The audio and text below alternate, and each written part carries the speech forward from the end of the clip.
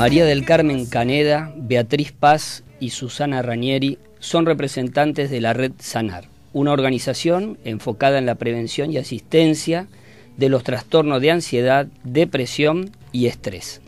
A través de la coordinación de talleres grupales, brindan herramientas para aprender a vivir mejor.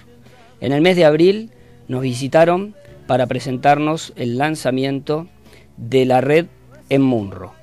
Hoy nos van a ayudar a conocer más sobre la temática pánico y estilo de vida.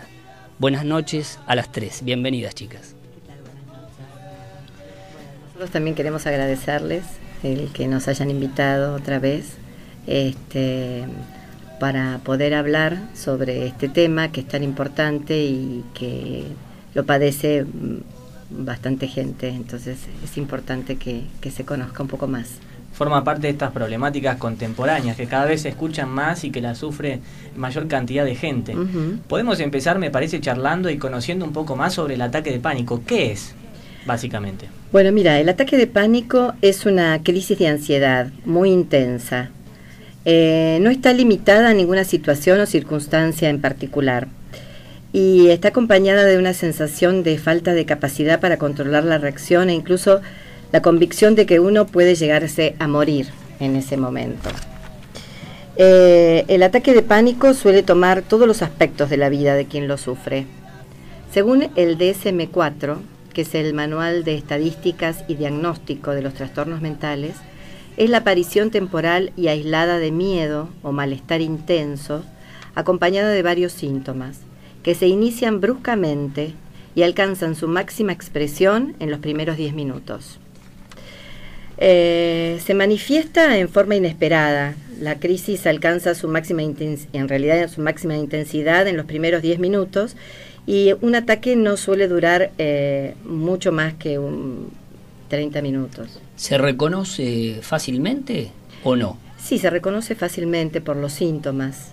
Los síntomas en realidad son palpitaciones, el corazón empieza a latir más rápido, aumenta la frecuencia cardíaca, aumento de la presión arterial, hay sudoración excesiva, temblores, sensaciones de falta de aliento, de ahogo, dificultad para respirar, sensación de atragantarse, dolor abdominal, náuseas, vértigo. O sea, son variados. Son muchísimos los... Al tener tanta cantidad de síntomas, o al manifestarse a través de tanta cantidad de síntomas, ¿no existe la posibilidad de que se lo mal diagnostique o que se lo diagnostique en lugar de ser otra cosa en caso de...? Muchas veces pasa, porque la persona siente que se va a morir. Esa es una de las sensaciones más grandes que siente la persona. Entonces muchas veces es difícil porque la persona va porque cree que tiene un ataque al corazón o que va a tener otro tipo de problema. Y muchas veces sí es mal diagnosticado. A veces tarda un buen tiempo en darse cuenta que lo que está sufriendo es un ataque de pánico. Por eso es que, bueno, la Red Sanar y psicoeducarnos y poder aprender y saber lo que nos pasa, nos sirve para darnos cuenta cuando tenemos un ataque de pánico o cuando no. Ustedes se vienen refiriendo al ataque de pánico como una situación puntual, como algo en particular que se da en una situación determinada. Yo siempre creí, a partir de lo que escucho de personas que lo sufren, de que tienen ataques de pánico recurrentes. ¿Esto cómo es? ¿Va evolucionando? ¿Se va desarrollando a lo largo del tiempo? ¿O es, como me pareció entender, situaciones puntuales? En la medida en que el trastorno no se trate, se va cronificando. Se va cronificando porque se va haciendo como un círculo vicioso respecto del miedo. Porque justamente por definición el ataque de pánico es miedo al miedo, es el miedo al próximo evento que vas a tener de descontrol. Justamente la sensación es la de descontrol, es la pérdida de tu centro. No sabes qué te va a pasar, no sabes cómo manejarlo, no sabes. Es la incertidumbre. Es el miedo a la muerte, como decía Beatriz recién, porque realmente sentís que te morís. ¿Qué relación en ese caso se le puede atribuir al pánico y el llanto? A la angustia, en definitiva, esa expresión de angustia que es el llanto? El llanto en realidad vendría a ser como una descarga de tensión, es como un mecanismo en el cual el cuerpo se defiende de esa angustia descargando. Es lo mismo que te sucede con el miedo. Ante la impotencia, ante el no saber qué hacer, el llanto te lleva a lo más primitivo de vos, te lleva a los estadios más lejanos. El ser humano busca, el cuerpo busca siempre la homeostasis, estar en equilibrio. Cuando no lo encuentra, nos pega estas sacudidas que viene el ataque de pánico.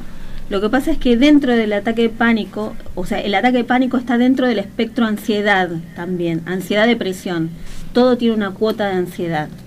Y en realidad el llanto viene por la angustia.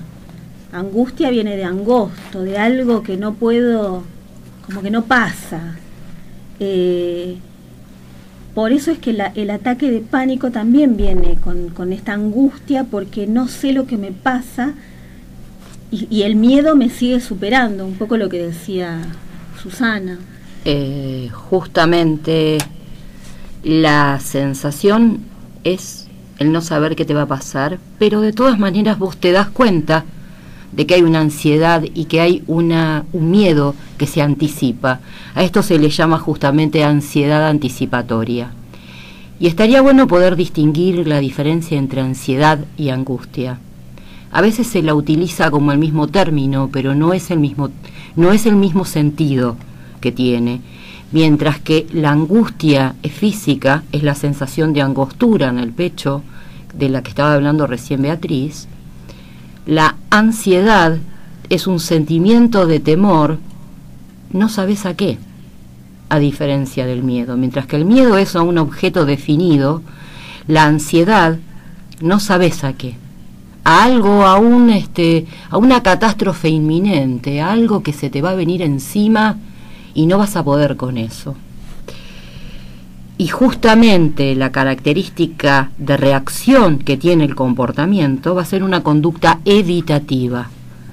Y la evitación, el escapar, es parte de la ansiedad, es el poder salirme de lo que me está sucediendo. Entonces, toda situación que me pueda acercar al próximo evento de miedo, intento anticipadamente retirarme de esa situación, evitar toda situación que me acerque al miedo. A veces no se puede, por eso vuelve. Sí, es todo mental, es todo un circuito mental de evitación. No voy a hacer tal o cual cosa, pero finalmente me agarra igual el pánico. Es uno de los recursos más primitivos del hombre, ¿no? Huir y escapar de las situaciones que nos pueden generar, evitarlo, o que pensamos que nos genera algún peligro. Claro, muchas veces justamente la gente evita estar en los mismos lugares donde tuvo esos ataques por miedo a que le vuelvan a pasar, pero es un error, porque esto no tiene absolutamente nada que ver. Ahora, esta afección, ¿es atribuible a algo físico o algo psíquico? ¿O a ambas cosas? Ambas cosas, y depende del contexto y la situación y la historia de cada persona. Puede ser el resultado de patologías físicas, que se presenta un mal diagnóstico, entonces ante el mal diagnóstico perdés el control de tus emociones y entras en pánico. Si se te está diagnosticando una enfermedad terminal y sos una persona altamente vulnerable emocionalmente, puede ser que además se te combine psicológicamente con un trastorno de ansiedad semejante al pánico. Pero también puede ser que no tengas nada físico, que aparezca así aparentemente de la nada. Aunque nada aparece de la nada, todo tiene sus raíces, sus causas. Y una causa posible o causas posibles psicológicas tienen que ver con sentimientos de impotencia, con vulnerabilidad, con una vulnerabilidad muy hecha raíces en uno. Pero principalmente, si se hace estadísticas y se le empieza a preguntar a la gente que sufre de ataques de pánico, muchas veces llegamos a la conclusión de que son personas que han perdido sus objetivos, que han perdido su camino, que no encuentran un horizonte. Es un momento de pérdida de proyecto, o que las cosas no salieron como se las imaginó. Entonces entran en pánico. Claro. O sea, ahí está también el monto de ansiedad, ¿no? Este monto de ansiedad excesivo, en donde hay también despersonalización y hay huida. Esto no me está pasando a mí. Esto es perder, como decía ella, el centro de mí. Y este centro que lo intento encontrar y no lo encuentro, me provoca miedo, y me sigo despersonalizando. Estos síntomas que ustedes cuentan que tiene la persona que sufre ataques de pánico, no hay duda que afectan a esa misma persona. Sí. Ahora, ¿qué pasa con el entorno? Aquellos que lo rodean, ¿se ven afectados también de Totalmente, manera indirecta? sí. Totalmente. Porque en definitiva el que te tiene que sostener no sabe lo que te pasa y se siente asfixiado, simbólicamente hablando, y por ahí, paralelamente a lo que le pasa a la persona que sufre de ataques de pánico, que siente que le falta el aire, porque esa persona pasa a depender de un otro que lo sostenga en el momento del pánico, y los demás no siempre están listos para sostener, no siempre están preparados, ni tienen la fortaleza ni la paciencia para sostener lo que no se comprende, porque no se comprende de qué se trata. Ahora, ¿qué pasa con la personalidad en el caso de alguien que tiene un ataque de pánico? ¿Pierde lo íntimo, pierde la personalidad propiamente dicha de ese individuo? ¿O de alguna manera eso nunca se pierde y queda allí hasta tanto se reencuentra con el individuo? Tal cual, la personalidad no se pierde, son momentos de crisis. Crisis significa cambio, son momentos de cambio en la persona que pueden ir para bien o para mal, esos cambios. Pero la personalidad no se pierde, la personalidad se construye a lo largo de toda la vida, y a lo largo de toda la vida es natural el sufrimiento en el ser humano, es parte de la naturaleza humana. El tema está en las redes de contención que puede ir construyendo esa persona para restablecerse, en los recursos internos que va generando para construir resiliencia y reponerse de los impactos de las cosas que le pasan. Tanto en el pánico como en cualquier trastorno, la personalidad no se pierde.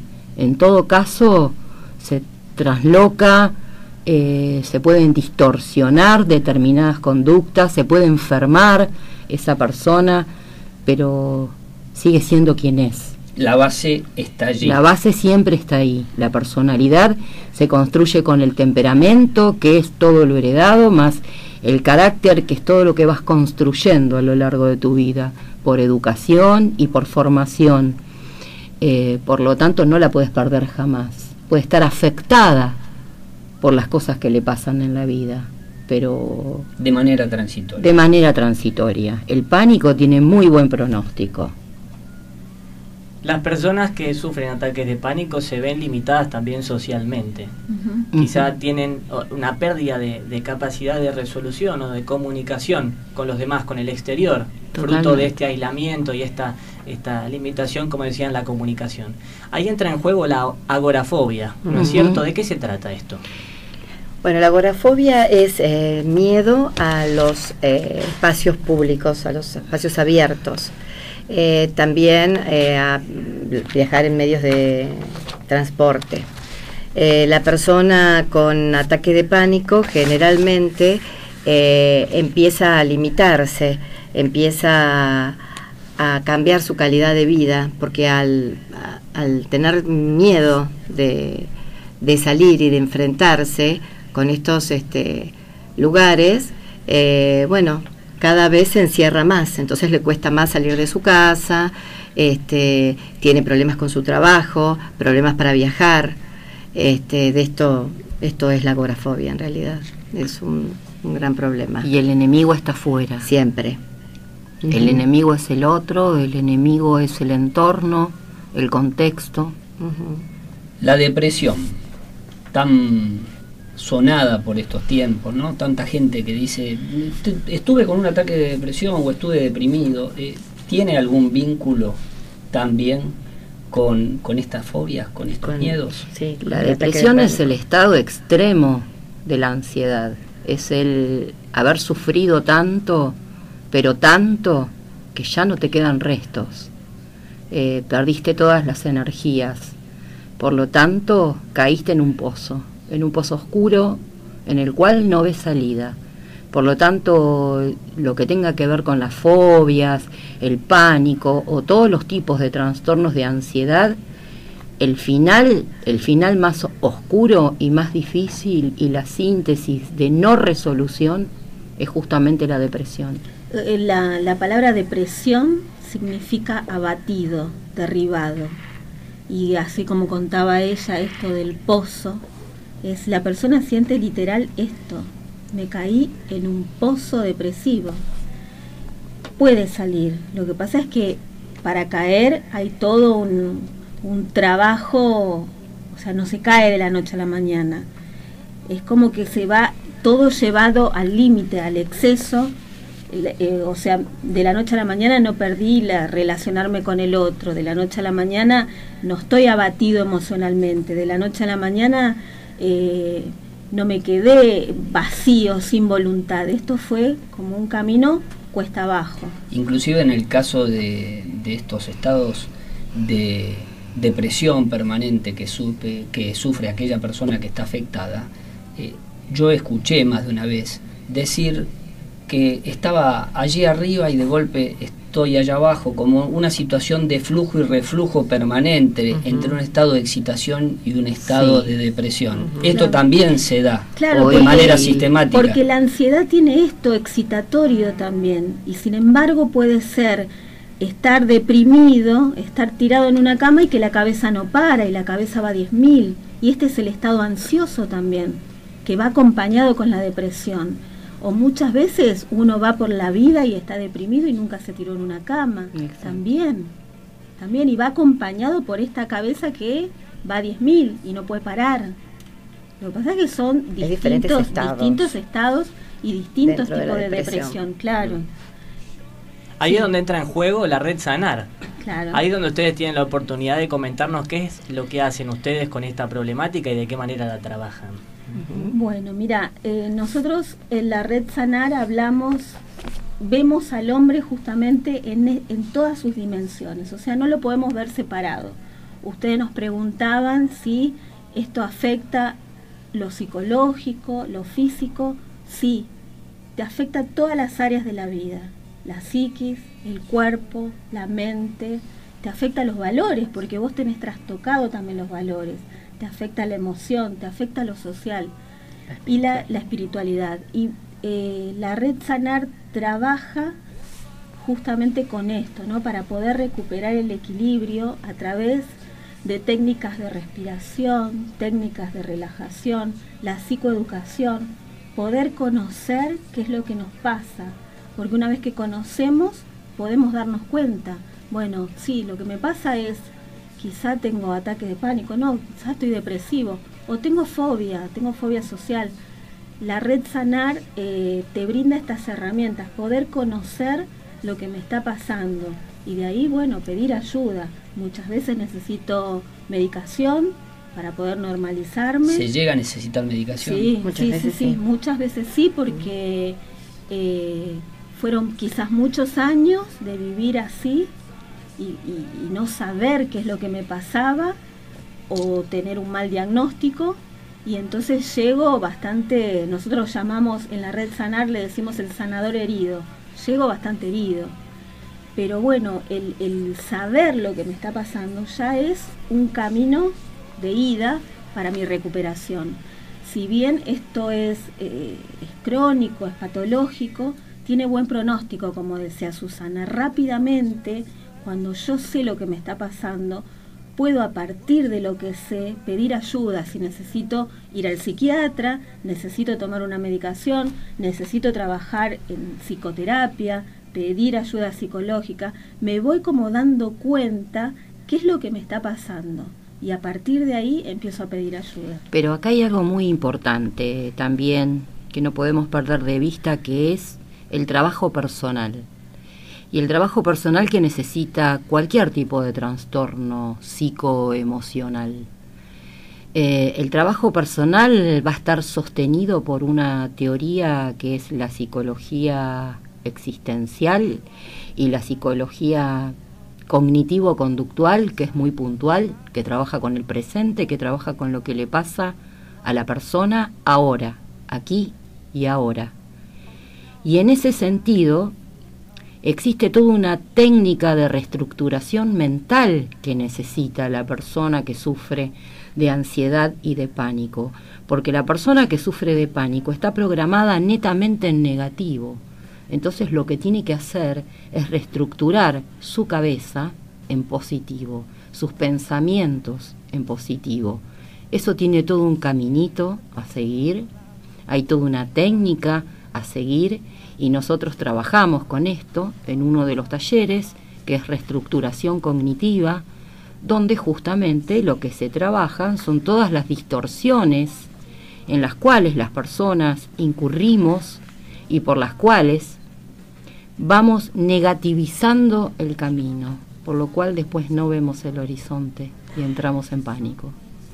Después se trabaja también muchas veces para normalizar el sueño, porque se nos va trastocando todo. Trabajamos también, se trabaja la confrontación, o sea, una vez que se conoce y se sabe lo que tengo, voy por eso, pero necesito hacer este camino de reestructuración cognitiva. ¿Qué significa esto de reestructurar? Significa cuestionarme todo lo que creo hasta hoy y volver a empezar, volver a dar de nuevo y volver como a vaciarme y llenarme con creencias nuevas y desde otro lugar y más positivas, porque hasta acá la mayoría llegan con creencias totalmente negativas, y de ver la vida desde un lado, la paso a ver desde otro lugar, me corro del lugar donde estoy.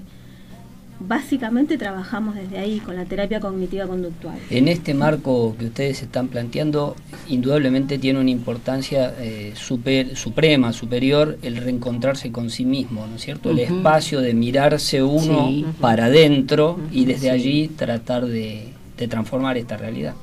Pero siempre con un otro, siempre en la acción, siempre al final del día poder visualizarme en mi acción con el otro, pero no analizando al otro, sino analizándome yo continuamente, en qué cosas pude haber distorsionado, en qué cosas estuve acertado, en qué cosas realmente lo que me pasa, porque a veces nos pasan cosas angustiosas que son reales, que no son inventos de la mente, que verdaderamente las podés chequear en la realidad, y si las podés chequear en la realidad, esas cosas negativas suceden, porque no es todo positivo tampoco. No, lógicamente. ¿No? Entonces tampoco caer en la tentación de creer que todas son distorsiones de la mente. Poder detectar esto nos pone en nuestro centro, como decíamos al principio. Chicas, entonces, ¿en qué días, en qué horarios y en dónde podemos disfrutar de estas charlas en profundidad, participar de los talleres? Como decían ustedes, no solo las personas que se ven afectadas de manera directa con los ataques de pánico, sino también los entornos, las personas que rodean a quienes están afectados y que también necesitan un trabajo de taller de la Red Sanar. Bueno, nosotros estamos los lunes en la parroquia Santa Rosa de Lima, desde las 18:30 a las 20:30. Bueno, ahí los esperamos. Tenemos 4 talleres. Ahora el próximo lunes 22 tenemos un taller de duelo muy interesante, abierto a toda la comunidad, así que bueno, esperamos a toda la gente que pueda asistir, también de 18:30 a 20:30. Algo que me parece muy importante, que no es un tema menor, a veces uno cree que este tipo de tratamientos, de acompañamientos psicológicos, emocionales, todo lo que ustedes comentaban recién, tiene un costo muy alto. ¿Cuánto es lo que uno abona en cada encuentro del lunes a las 6:30 de la tarde aquí en Munro? No, es gratuito. Acá no se le cobra nada a nadie. Simplemente a veces sí una colaboración para la parroquia. Pero todo nuestro trabajo es todo gratuito. La red es toda gratuita. No es casualidad que estén nuevamente convocadas a esta mesa nuestra para compartir, porque realmente es muy grande la importancia que nosotros le damos a todos los temas que ustedes tratan. Algo que consideramos, y está a la vista, de que afecta de manera importante a muchísima gente, y como bien decían, muchos de nosotros ni siquiera sabemos qué es lo que nos está pasando, cuál es el problema que nos aqueja, qué nos pasa frente a determinadas circunstancias. Y quizás a través de estos talleres y a través de acercarse un poquito a estas cuestiones con un poco más de profundidad y conocimiento, uno puede empezar a descubrir el camino de regreso, ¿no? El camino de volver al centro, de volver a la verdad y a lo que tiene que ser. Siempre en nuestro programa decimos que para nosotros lo más importante no es lo que nos pasa, sino lo que hacemos con eso. Y bueno, la Red Sanar es una respuesta a eso. Somos conscientes de que los ataques de pánico es algo que nos sucede a muchos, incluso a veces sin saberlo. El que tenemos al lado está sufriendo o padeciendo este tipo de trastornos. Y bueno, la Red Sanar, como decía, es una respuesta a esto. Es hacer algo con esto que nos está pasando. Uno cree que estas cosas que son tan simples pero complicadas al mismo tiempo, tiene que buscar el acercamiento en los lugares más difíciles, más recónditos, más complicados, y no, lo tenemos a la vuelta de casa y gratis, más que al alcance de la mano. Creo que esto es lo que hay que recalcar, que es en lo que hay que insistir para que la gente se dé cuenta que a veces es solamente tomar la decisión y avanzar. Seguramente. Susana, María del Carmen, Beatriz, muchas gracias por venir, comentarnos los conocimientos, compartir con nosotros los conocimientos que ustedes tienen y por supuesto invitarnos a formar parte de la Red Sanar. Gracias a ustedes. Gracias a ustedes por la invitación. Bueno, quizás en otro momento podemos volver a encontrarnos.